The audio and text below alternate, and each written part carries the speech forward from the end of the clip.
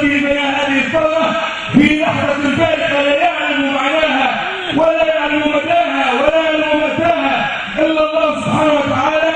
لأن الله سبحانه وتعالى في لحظة فارقة فاصلة جعل الذين يئسوا يسترجعون ثقتهم بالله، وجعل الذين يئسوا يسترجعون ثقتهم بأهلهم وأخواتهم وأصدقائهم وجيرانهم، وجعل الذين يئسوا في لحظة ما من تاريخهم يسترجعون ثقتهم في أنفسهم. ولذلك تداعى الشباب وتسابق الشباب، مش يسد حاجة ولا يحدث حاجة ولا ياخذ مبلغ يستفيد منه ولا يهمنا يمشي في اتجاه حاجة من خيبة. تدافع على الشباب الذي كان يقال فيه ويقال سبحانه من غير الأحوال، تدافع من أجل الشهادة، تدافع من أجل الشهادة. فتجد الصديق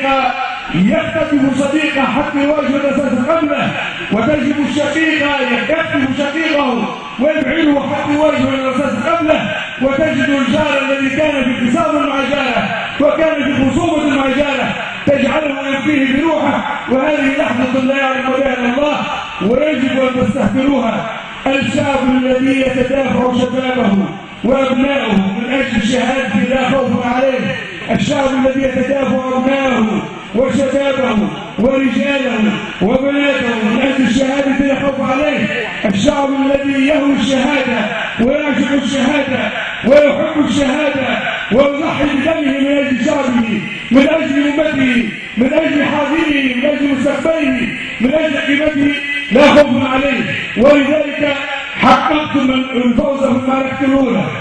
حققتم الفوز في المعركة الأولى والحمد لله، حققتم الفوز في المعركة الأولى، ومن حسن حظكم وحسن حظنا أن اختارنا الله سبحانه وتعالى لنعيش هذه اللحظة الفارقة، أن اختارنا الله سبحانه وتعالى ليكونوا ممن عاشوا هذه اللحظة وممن رأوها، ولو أننا لاسفوا إخوة لنا غادرونا وكم تمنوا أن يعيشوا معنا هذه اللحظة، ولو أننا عشنا هذه اللحظة وأخذوا لنا مثل الشهيد عبد العريبي والشهيد أحمد الجوري والشهيد الشيخ شماكي وغيرهم ومشاهير الله محمد المنصوري وغيرهم من شهداء هذه الأمة ومن شهداء هذا الشعب، ولو أننا نحن نأسى، ولو أننا نتعلم من إخواننا هؤلاء الذين ساهموا معنا وبذلوا الكثير من أجل هذا المشروع ومن أجل هذه البناء ومن أجل هذا اليوم الذي نحتفل به الثورة. كم تمنينا ولو إخوتنا أن إخوتنا عاشوا معنا،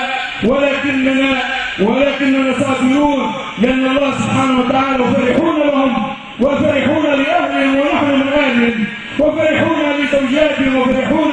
لأراملهم وأمهاتهم وأبائهم وأبنائهم الذين نقول لهم طوبى لكم، طوبى لكل عائلة أنجب الشهيد، وطوبى لكل عائلة أعطت لهذا الشعب شهيدا، وطوبى لكل أم أعطاها الله سبحانه وتعالى شرفا أن تهدي لهذا الشعب وتهدي لهذه الأمة وتهدي لهذا